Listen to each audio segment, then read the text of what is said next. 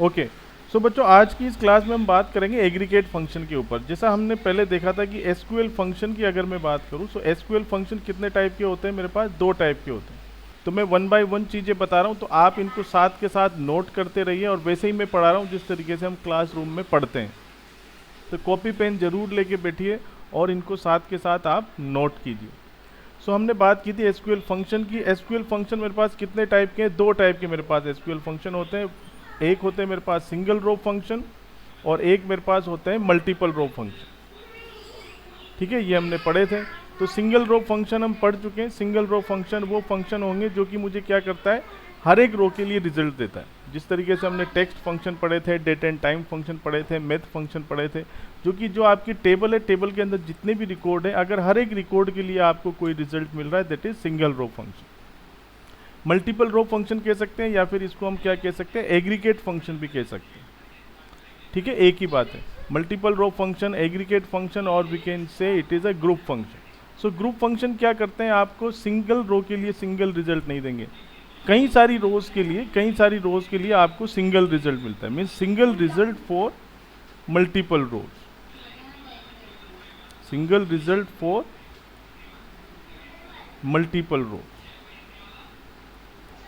सो आज हम बात करेंगे एग्रीगेट फंक्शन की। Today we are going to discuss this aggregate function. ठीक है, आपकी बुक में और आपके सिलेबस में इसको एग्रीगेट फंक्शन नाम दिया हुआ। ठीक है, जैसे इसको कैसे समझें कि मल्टीपल रोज के लिए सिंगल रिजल्ट किस तरीके से डिस्प्ले करेगा। जैसे मान लो आपके पास एम्प्लॉय टेबल है, उसके अंदर सैलरी नाम का कॉलम है, और आपसे कहा जा रहा है write a query to display the total salary for all employees. तो मुझे क्या करना है, टोटल सैलरी डिस्प्ले करना है। अब जो मेरे पास सैलरी जो कॉलम है, उसके अंदर कई सारी सैलरी मुझे दी हुई है, तो मुझे क्या करना है, इन सारी सैलरीज का टोटल करना है, और फिर उस टोटल को डिस्प्ले करना है। तो क्या हुआ यहाँ पर, कई सारे रिकॉर्ड्स के लिए मुझे यहाँ पर सिंगल वैल्यू मिल रही है। So that's why this is called aggregate function. ठीक है, so this is about the aggregate function. अब देखिए सिलेबस में हमारे कौन कौन से एग्रीगेट फंक्शन है। वैसे कई सारे एग्रीगेट फंक्शन एसक्यूएल सपोर्ट करता है, लेकिन हमको जो एग्रीगेट फंक्शन पढ़ने हैं, जैसे पहला हमको फंक्शन पढ़ना है काउंट, एक एग्रीगेट फंक्शन हमको पढ़ना है मैक्स, एक एग्रीगेट फंक्शन हमको पढ़ना है min, one aggregate function is sum, and one aggregate function is AVG. So these are the 5 aggregate functions which are in the syllabus, and these all are very simple. So जैसा count इसके नाम से ही मालूम चल रहा है, this function is basically used for counting. तो अगर आपको काउंटिंग करना है कि कितने रिकॉर्ड हैं, मतलब जो आपका रिजल्ट होगा वो किस में आएगा, इसमें नंबर्स में आएगा, कि आपके पास कितने रिकॉर्ड है, कितने एम्प्लॉयज़ हैं जिनको सैलरी मिल रही है, कितने एम्प्लॉयज़ हैं जिनको सैलरी 50,000 से ज़्यादा मिल रही है, कितने एम्प्लॉई, मतलब समथिंग लाइक नंबर्स में आपको रिजल्ट मिलेगा। तो आपको काउंटिंग करना है, then we have to use this count function. Max function किस लिए यूज़ होगा, अगर आपको मैक्सिमम पता करना है, किसी भी कॉलम में अगर आपको मैक्सिमम पता करना है, ऑब्वियसली जो मैक्स मिन होगा ये न्यूमेरिक वैल्यूज़ के ऊपर ही काम करेगा। अगर कोई स्ट्रिंग होगा तो स्ट्रिंग में मैक्स और मिन का कोई मतलब नहीं है। ठीक है, तो अगर सैलरी में से आपको मैक्सिमम निकालना है, इसी तरीके से मिन फंक्शन आपका यूज़ होगा किसके लिए, मिनिमम पता करने के लिए। सम फंक्शन जैसा इसके नाम से मालूम चल रहा है, टोटल करने के लिए, तो जो कॉलम का आप सम करना चाहते हैं उसका टोटल आपको मिल जाएगा। एवीजी फंक्शन यूज होगा किसके लिए, एवरेज निकालने के लिए। सो this is very simple. Average कैसे निकालेंगे, जैसे मान लो सैलरी के अंदर 5 वैल्यूज है, तो पांचों वैल्यूज को हम यहाँ पर प्लस कर देंगे और फिर डिवाइड कर देंगे 5 से। ठीक है, तो एवरेज निकालना है या फिर उसका मीन निकालना। सो ये 5 फंक्शन है, बहुत आसान फंक्शन है। इनको वन बाय वन करके हम यहाँ पर डिस्कस करते हैं, डिटेल में हम इनको देखते हैं। Okay, so let discuss the first one. ठीक है, सबसे पहले हम बात करते हैं काउंट फंक्शन की, और ये बहुत काम आता है ये फंक्शन काउंट। सो सिंपल सी है, इसकी डेफिनेशन क्या है, this function count the number of rose in a given column और एक्सप्रेशन। इसका सिंटेक्स क्या होगा, किस तरीके से आप यूज करेंगे, सिंपल आप लिखेंगे काउंट। अब देखिए यहाँ पर ब्रैकेट लगेगा। अब इस ब्रैकेट में देखिए चीजें आप इसको बिल्कुल खाली भी छोड़ सकते हैं। अब देखिए इसमें इसके अंदर क्या क्या यूज हो सकता है, इसके अंदर आप एस्ट्रिक को यूज कर सकते हैं, इसके अंदर आप डिस्टिंक्ट जो कीवर्ड हमारा है उसको यूज कर सकते हैं, या फिर ऑल कीवर्ड को यूज कर सकते हैं। ठीक है, या फिर पर्टिकुलर कॉलम नेम यूज कर सकते हैं। एक जो सबसे इंपॉर्टेंट बात जिसका आपको ध्यान रखना है, अगर आपने काउंट के बाद यहाँ पर कोई कॉलम रखना है, मतलब जिस कॉलम की आपको काउंटिंग करनी है उस कॉलम का नेम आएगा, तो जो भी आप यहाँ पर कॉलम रखेंगे, जो भी आप कॉलम रखेंगे उस कॉलम की खाली नॉट नल वैल्यूज काउंट होगी। It count only the not null values, ये बहुत इंपॉर्टेंट है। It count only not null values in a particular column. ये बात समझ में आई इसने? क्या काउंट करेगा? नॉट नल वैल्यूज ही काउंट होगी, ये बहुत इंपॉर्टेंट, ठीक है। और एग्जाम में इसके ऊपर आउटपुट फाइंडिंग के भी कई सारे क्वेश्चन पूछे जाते हैं। ओके, सो हम इसका प्रैक्टिकल करके देख लेते हैं कि किस तरीके से काउंट फंक्शन काउंट करेगा, ठीक है। So late start. टेबल्स हैं, so show table. So these are the different tables inside this database school. अब देखो इसमें मैंने एक टेबल बनाई है बर्थडे नाम की, इस टेबल में हम काम करेंगे। इस टेबल की स्ट्रक्चर आप देख लें, बर्थडे टेबल में क्या है। सो सिंपल ये एक टेबल है जिसके अंदर दो कॉलम है, एक कॉलम है नेम और एक कॉलम है एज, ठीक है, एज है। और इसके अंदर क्या क्या रिकॉर्ड्स हैं, सिलेक्ट एस्ट्रिक फ्रॉम बर्थडे। तो देखिए ये कुछ रिकॉर्ड सैंपल के तौर पे मैंने इसमें दिया भी हुआ। So table name is birthday and having the two columns name and age. Name having Amit Dinesh Parag Abhishek, देखिए यहाँ पर नल है, Divya Ankita Arya Amit Dinesh. Age 50 to 50 16 null, 50 14 null, 22 56 56। So these are the record inside this table. देखिए इन फंक्शन को समझने के लिए मैंने इस टेबल को डिजाइन किया। कुछ वैल्यूज जो यहाँ पर नल डाली हुई है वो इंटेंशनली यहाँ पर डाली हुई है। अब देखिए यहाँ पर एक चीज समझिए कि जब आप काउंट एस्ट्रिक करते हैं, ठीक है, जब आप काउंट, देखिए काउंट के अंदर वैसे तो जनरली क्या होगा कि जब भी आप काउंट फंक्शन को यूज करेंगे तो काउंट के अंदर यहाँ पर क्या आएगा, नेम ऑफ कॉलम आएगा। नेम ऑफ कॉलम मतलब जो कॉलम आप यहाँ पर लिखेंगे उस कॉलम की जितनी भी नॉट नल वैल्यूज हैं वो काउंट होगी। लेकिन अगर आप यहाँ पर क्या लिखते हैं, काउंट एस्ट्रिक, एस्ट्रिक का मतलब एक तरीके से सारे कॉलम हो गए। तो इसमें चूंकि आप कोई पर्टिकुलर कॉलम नहीं दे रहे, कोई पर्टिकुलर कॉलम हमने स्पेसिफाई नहीं किया है, तो ये क्या करेगा, पूरी जो टेबल है उसके टोटल नंबर ऑफ रिकॉर्ड्स आपको देगा, total number of records of the table, entire table. Okay, so it's very simple. So अगर कोई भी क्वेरी आपसे पूछी जाती है, जैसे अगर मैं इसी टेबल की बात करूं और हमसे कहा गया है write a query to display total number of record from birthday table, या कोई भी टेबल है, जैसे मैं यहाँ पर बर्थडे की बात कर रहा हूँ तो birthday tables, write a query to display. देखिए डिस्प्ले टर्म आई है, मतलब कौन सी कमांड यूज करनी है मुझे, यहाँ पर सिलेक्ट कमांड यूज करनी है। टोटल नंबर ऑफ रिकॉर्ड्स, तो देखिए यहाँ पर पर्टिकुलर कॉलम की बात नहीं की, हमको total number of record display करना है। तो इसका आंसर क्या बनेगा, सिंपल लिखेंगे सिलेक्ट, क्योंकि डिस्प्ले यूज हो रहा है, काउंट क्योंकि मुझे काउंट करना है, select count asterisk from birthday. Any doubt in this? So अगर आपको टोटल नंबर ऑफ रिकॉर्ड मतलब कोई पर्टिकुलर कॉलम नहीं दिया है और आपको पूरे रिकॉर्ड काउंट करने हैं टेबल के, then you can use this count asterisk. अगर क्वेश्चन कुछ ऐसा हो जाता है, write a query to count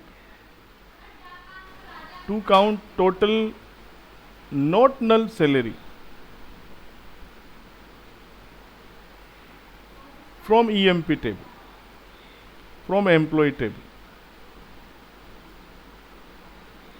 employ table जो आपको दी गई है उसमें से जो सैलरी नाम का कॉलम है उसकी नॉट नल वैल्यूज का आपको काउंट करना, ठीक है। तो सिंपल सी बात है, क्या लिखेंगे, सिलेक्ट काउंट, और चूंकि अब यहां पर आपको रिकॉर्ड नहीं काउंट करने, सिर्फ सैलरी की जो नॉट नल वैल्यूज है वो काउंट करना है, तो लिखेंगे सिलेक्ट काउंट सैलरी फ्रॉम, और फिर जो टेबल आपको दी गई है employ.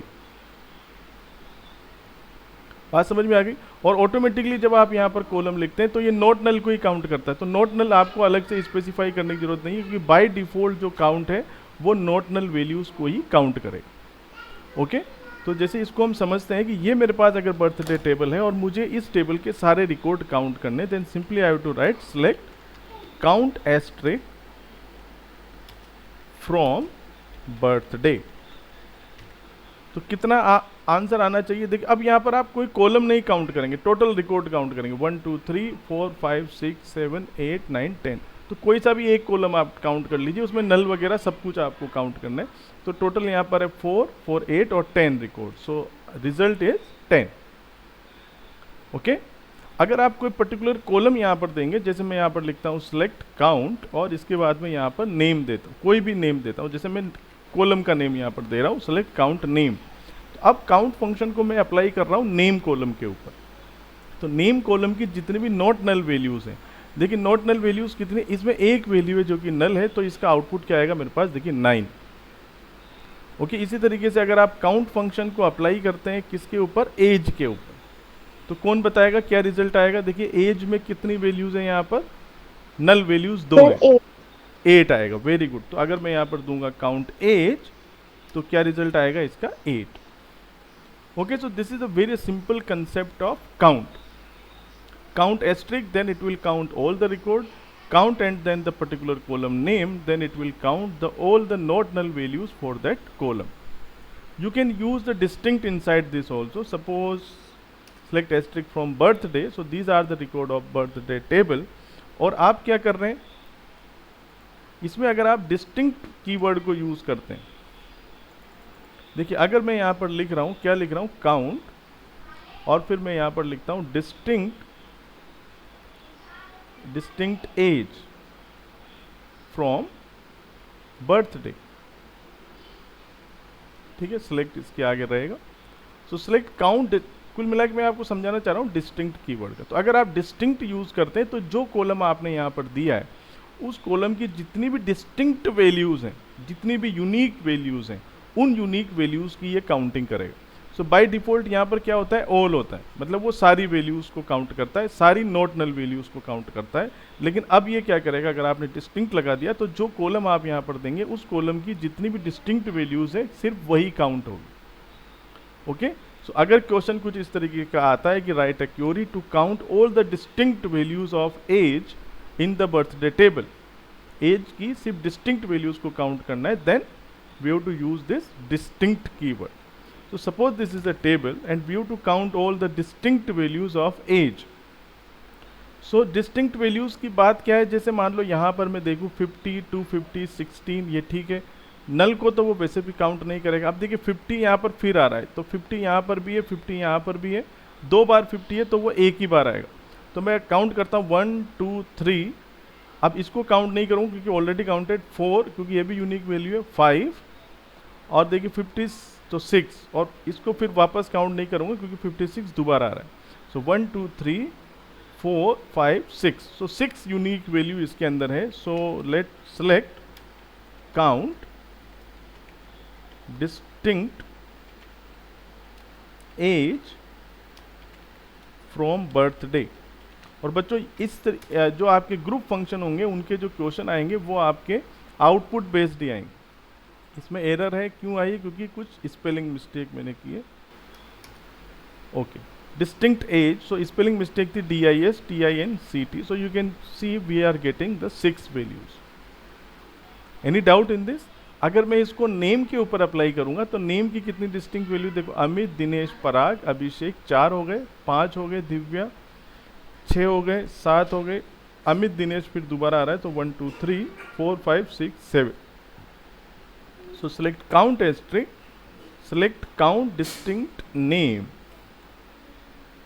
So let me use name. So you can say we are getting the 7. Any doubt in this? और वैसे जब आप काउंट में कुछ नहीं लिखते हैं, जैसे अगर आप लिखते हैं यहाँ पर काउंट नेम, तो आपने देखा सारी जो नॉट नल वैल्यूज थी 10 में से, इसमें नेम के अंदर क्या था, सिर्फ एक नल था, वो हट के बाकी 9 वैल्यूज यहाँ पर आई थी। या इसमें देखिए बाय डिफ़ॉल्ट जो ऑल होता है वो बाय डिफ़ॉल्ट इसके अंदर होता है, तो ऑल आप चाहे यहाँ पर दें या ना दें, वो एक ही बात है, ऑल को ही समझा जाएगा। ठीक है, सारी वैल्यूज़ को देगा, तो ऑल देना या नहीं देना वो बात एक ही है उसकी, लेकिन डिस्टिंक्ट आपको यहाँ पर स्पेशली देना पड़ेगा। सारी चीज़ों को आप एक साथ कंबाइन कर सकते हैं। जैसे मैं लिखता हूँ सिलेक्ट एस्ट्रिक फ्रॉम बर्थडे, तो ये तो मुझे सारे रिकॉर्ड दे रहा है, ठीक है, सारे रिकॉर्ड दिया। अब देखिए, अब आपसे पूछा गया है find the output of following query. अब एक क्वेरी है, उसका आउटपुट पता करना है। Suppose select count asterisk comma count name, comma count distinct age from birthday. Okay, तो अब देखिए इस क्वेरी का हमें आउटपुट निकालना है। Select count asterisk, comma count name, comma count distinct age from birth. Distinct की स्पेलिंग सर। हाँ देखिए, डिस्टिंक्ट की स्पेलिंग में फिर प्रॉब्लम है, so we have to use DIN यहाँ पर आएगा। तो देखिए बच्चों, अब देखिए हमको कितनी वैल्यूज मिलेगी। सेलेक्ट के बाद जो भी आप कॉलम्स देते हैं उन कॉलम्स के क्या मिलते हैं, मुझे वैल्यूज मिलती है। सो काउंट एस्ट्रिक करेंगे तो ऑब्वियसली क्या आएगा, 10 आएगा। काउंट नेम करेंगे तो क्या आएगा, 9 आएगा, क्योंकि एक नल हट जाएगा। और काउंट डिस्टिंक्ट एज करेंगे तो डिस्टिंक्ट वैल्यूज आएगी, तो कितनी आएगी, 6 आएगी। So you can see 10, 9 and then 6। Okay, अब देखिए इसमें इसको थोड़ा मैं और इंटरेस्टिंग बनाता हूं। अगर देखिए what is this, these all are the group function. देखिए एक चीज आपको यहाँ पर ध्यान रख लेनी है कि अगर सिलेक्ट के बाद अगर कोई भी ग्रुप फंक्शन आपने लिख दिया, ठीक है, ये बहुत इंपॉर्टेंट। हम क्या कर रहे हैं, हम यहाँ पर एक क्वेरी लिखी है मैंने, ओके, सिलेक्ट, और उसके बाद में मैं क्या करता हूँ, यहाँ पर कुछ लिखता हूँ और फिर उसके बाद में टेबल का नाम लिखता हूँ। ये मेरी सेलेक्ट कमांड होती है, इसको ध्यान से समझना। अब अगर सिलेक्ट के बाद आपने यहाँ पर कोई ग्रुप फंक्शन लिख दिया, कोई भी ग्रुप फंक्शन आपने यूज़ किया हो, चाहे वो काउंट यूज़ किया हो, चाहे मैक्स, मिन, सम, AVG, कोई सा भी ग्रुप फंक्शन आपने यूज़ कर दिया, तो अगर आपने यहाँ पर ग्रुप फंक्शन यूज़ कर दिया तो फिर आप टेबल के जो कॉलम्स हैं उनको नहीं लिख पाएंगे यहाँ पर। इस बात को समझना, टेबल के जो कॉलम्स हैं उनको नहीं लिख पाएंगे आप यहाँ पर। आप यहाँ पर वही कॉलम लिख पाएंगे जिस कॉलम की वैल्यू उस पर्टिकुलर ग्रुप में यूनिक होती है। ठीक है, इसको अभी एग्जाम्पल के थ्रू समझेंगे। आप यहाँ पर इतना समझिए कि सिलेक्ट के बाद अगर कोई ग्रुप फंक्शन आ गया तो इस सारे में आपके ग्रुप फंक्शन ही आएंगे, कॉलम नेम इसमें नहीं आएगा। कॉलम नेम खाली वही आ सकता है जिस कॉलम नेम की वैल्यू पर्टिकुलर जो आपने ग्रुप फंक्शन लगाए उनके बराबर इक्वल उसकी आती हो, अदरवाइज वो एरर देगा उस केस में। इस केस को समझने के लिए जैसे मैं यहाँ पर करता हूँ, select name, comma count asterisk from birthday. अब देखिए इस क्वेरी को समझिए, सिलेक्ट नेम, अगर मैं खाली इतना लिखता सिलेक्ट नेम फ्रॉम बर्थडे तो क्या आता, इस नेम कॉलम की सारी वैल्यूज आती 10, मतलब ये नेम कॉलम कितनी वैल्यू देगा, यहाँ पर 10 वैल्यूज देगा। काउंट एस्ट्रिक कितनी वैल्यू देगा, खाली एक वैल्यू देगा, मतलब 10, क्योंकि वो काउंट कर रहा है। तो देखिए नेम के लिए यहाँ पर 10 वैल्यूज, काउंट के लिए एक वैल्यूज, तो वो डिस्प्ले नहीं कर पाएगा, तो ऐसा नहीं होगा। ठीक है, अब देखिए इसमें क्या एरर आई है, यहाँ पर एरर नहीं आई है। क्या दिया, नेम के लिए क्या उसने वैल्यू दी, पहला उसने वैल्यू उठा ली। अब वैसे तो नेम के लिए कितनी थी, यहाँ पर 10 वैल्यूज एग्जिस्ट करती थी, तो एरर तो नहीं है, लेकिन ये क्या है, लॉजिकली आपका रॉन्ग हुआ, क्योंकि नेम आप यहाँ पर चाहते थे कि नेम में वो चीज़ आए जो कि आपके पूरी जो वैल्यूज हैं, मतलब 10 रिकॉर्ड्स थे तो 10 रिकॉर्ड्स यहाँ पर आने चाहिए। ठीक है, तो इसका मतलब ये हुआ कि नेम अमित जो है उसकी 10 वैल्यूज है, सो लॉजिकली यहाँ पर ये सही नहीं है। ठीक है, इसी तरीके से अगर मैं यहाँ पर करता हूँ सिलेक्ट एज, तो बाय डिफॉल्ट तो वो जो पहली जो एज है, जो उसको पहला जो कॉलम मिल रहा है उसको यहाँ पर ले रहा है। और अगर आप सिंपल करते हैं सिलेक्ट एज फ्रॉम बर्थडे, तो आप देखिए पूरी एज यहाँ पर आई, लेकिन एज के साथ में अगर आपने कोई भी यहाँ पर ग्रुप फंक्शन यूज कर दिया, जैसे काउंट एस्ट्रिक मैंने यहाँ पर यूज कर दिया, तो देखिए खाली एक ही वैल्यू आई, क्योंकि काउंट आपको सिंगल वैल्यू दे रहा है। तो वैसे जनरली अगर आप ग्रुप फंक्शन यूज करेंगे तो आपको कोई भी ऐसा कॉलम यूज नहीं करना चाहिए जिस कॉलम की सिंगल वैल्यू एग्जिस्ट करती है, सॉरी जिसकी मल्टीपल वैल्यूज एग्जिस्ट करती है। आप यूज करें तो वही कॉलम यूज करें जिसकी सिंगल वैल्यू एग्जिस्ट करेगी।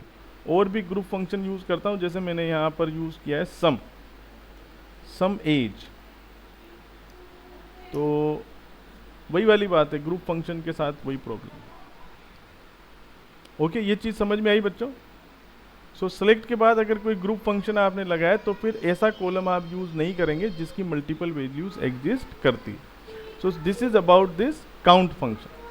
Similarly there are various other function and all the other functions are very simple. जैसे मैं बात करता हूँ मिन फंक्शन, सो मिन फंक्शन यूज होगा किसके लिए, मिनिमम वैल्यू के। ठीक है। और ऑब्वियसली आपको किस कॉलम में अप्लाई करना चाहिए इसको, उसी कॉलम में आप अप्लाई करें जिसके अंदर क्या है, न्यूमेरिक वैल्यूज़ हो। अगर आप स्ट्रिंग वैल्यूज़ के ऊपर अप्लाई करेंगे तो ऑब्वियसली ये यहाँ पर गलत रिजल्ट देगा, वो भी हम इसमें करके देख लेंगे। आर्गुमेंट इसका न्यूमेरिक होना चाहिए और जो रिटर्न करेगा वो भी आपको न्यूमेरिक वैल्यू करेगा। ठीक है। सो सिंपल सा फंक्शन है मिन। इसी सेम तरीके से आप क्या करेंगे, मैक्स फंक्शन यूज़ करेंगे। अब देखिए इसमें अगर आप लिखते हैं मिन और मिन के बाद आप ब्रैकेट में क्या देंगे, उस पर्टिकुलर कॉलम का नाम देंगे जिस कॉलम के ऊपर इसको आपको अप्लाई करना है। तो यहाँ पर एस्ट्रिक यूज़ नहीं होगा क्योंकि एक्स्ट्रिक का मतलब नहीं है। मिन क्या करता है, पर्टिकुलर कॉलम की मिनिमम वैल्यू देता है। एस्ट्रिक करना मतलब क्या, कौन सा कॉलम की मिनिमम वैल्यू आपको चाहिए। सो एस्ट्रिक इसके अंदर यूज़ नहीं होगा, आपको यहाँ पर कॉलम ही देना पड़ेगा। ठीक है। तो जो कॉलम आप देंगे उस कॉलम की मिनिमम वैल्यू आपको मिल जाएगी। सेम तरीके से मैक्स के लिए भी ये चीज़ अप्लाई होगी। ओके। इसमें आप डिस्टिंक्ट कीवर्ड को जरूर यूज़ कर सकते हैं। अगर आपने डिस्टिंक्ट कीवर्ड इसमें यूज़ किया तो जितनी डिस्टिंक्ट वैल्यूज़ आएंगी उन डिस्टिंक्ट वैल्यूज़ की मिन या मैक्सिमम वैल्यू आपको मिलेगी। Okay. So this is very simple. जैसे मैं यहीं पर मेरे पास यही टेबल है, सेलेक्ट एस्ट्रिक फ्रॉम बर्थडे। अब मैं यहाँ पर क्या चाहता हूँ, write SQL query to display the maximum age from birthday. Birthday में से मैक्सिमम एज पता कीजिए। So select max age from birthday. We are getting 250। हालांकि इतनी एज होती नहीं है पर ये रिकॉर्ड इसमें चला गया है। सो 250। अगर आप इसको डिस्टिंक्ट भी यूज करेंगे, select distinct age from birthday. So obviously जो डिस्टिंक्ट एज आएगी, मतलब जो 6 डिस्टिंक्ट एज थी उसमें से मैक्सिमम बताएगा। सो ऑब्वियसली फिर से 250 मुझे मिलेगा यहाँ। ओके। और अगर आप इसको डिस्टिंक्ट की जगह ऑल भी करेंगे तो ऑल का मतलब तो यही हो गया, जो ऊपर आपने मैक्स एज लिखा था ऑल किया तो वही वाली बात है 250। Similarly you can use the min function. Suppose you want the minimum, so select min age from birthday. Suppose you are applying this function on a column that does not have the numeric value. Suppose select min name from birthday. ठीक है। So what it will doing, वैसे तो इसको numeric के ऊपर ही काम करना चाहिए, लेकिन क्या किया इसने, अभिषेक को प्रिंट किया। तो इसने किस तरीके से इसको अप्लाई किया, किसी के पास कोई लॉजिक है? Select min name from birthday, then it is printing the Abhishek, or suppose I am printing Max name from birthday, then it is printing Parag. So minimum नाम बता रहा है वो अभिषेक और मैक्सिमम जो नेम है उसको बता रहा है वो पराग। तो ये किस लॉजिक के थ्रू बता रहा है? Any answer? ASCII code. ASCII code के थ्रू। Very good. तो वो क्या कर रहा है, उन पर्टिकुलर नेम का ASCII कोड कैलकुलेट कर रहा है और फिर बता रहा है। लेकिन यहाँ पर आप देखो ASCII कोड कैलकुलेट किया तो जैसे अभिषेक ही क्यों बताया उसने, अमित क्यों नहीं बताया, अंकिता क्यों नहीं बताया, आर्या क्यों नहीं बताया? देखो इसमें आप देखो कि पहले वो देखेगा आपको मिनिमम नेम चाहिए था तो वो देखेगा कौन यहाँ पर ए से स्टार्ट हो रहा है। तो ए से स्टार्ट हुआ, आप देखो ए के, अब ए से तो ये सारे स्टार्ट हो रहे हैं, अमित, आर्या, अंकिता, अभिषेक। अब इसमें फिर सेकंड कैरेक्टर को देखेगा, सेकंड कैरेक्टर किसका छोटा है, देखो इसके बाद बी आ रहा है तो ये सबसे छोटा हो गया अभिषेक। इसी तरीके से पराग यहाँ पर है ही। लेकिन अगर यहाँ पर कैपिटल ए होता किसी का तो मुझे लगता है वो ज़्यादा छोटा होता। एक रिकॉर्ड में जो पहला जो अमित है इसके स्टार्टिंग लेटर को यहाँ पर कैपिटल करना चाहता हूँ। Okay. So update birthday set name equal to Amit where name equal to Amit.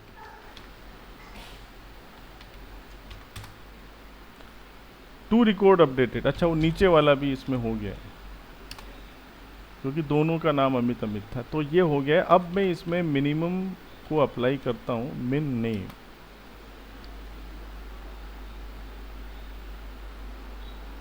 तो फिर भी वो अभिषेक को ही बता रहा है।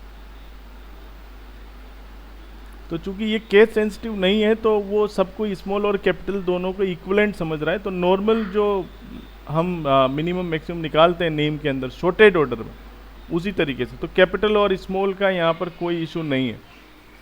अभिषेक के ए को कैपिटल भी करें चाहे अमित के ए को। मैंने सोचा था कि जो कैपिटल ए है, क्योंकि जो कैपिटल ए का जो ASCII कोड है वो होता है मेरे पास 65। कैपिटल ए का ASCII कोड, तो कैपिटल A का ASCII कोड है 65, स्मॉल a का ASCII कोड है 97। तो मैं यहाँ पर ये लॉजिक लगा रहा था कि अगर मैं अमित दूंगा तो इसका ASCII कोड 65 आएगा, तो इस कैपिटल A वाले को उसको मिनिमम समझना चाहिए, ना कि इस अभिषेक को। लेकिन ऐसा हुआ नहीं, वो जो अभिषेक था स्मॉल a है उसी को उसने समझा। तो कुल मिला के यहाँ पर वो जो जनरल जो ह्यूमन बिहेवियर है, चाहे कैपिटल A हो चाहे स्मॉल a हो, वो जनरली जो a है उसको प्रायोरिटी दे रहा है, फिर उसके बाद b को प्रायोरिटी दे रहा है। ओके तो बच्चों आज हमने यहाँ पर सीखा मैक्स, मिन और काउंट फंक्शन के बारे में। नेक्स्ट क्लास में हम इसको और एक्सप्लोर करेंगे, जो हमारे एग्रीगेट फंक्शन। उम्मीद है आपको ये समझ में आया होगा।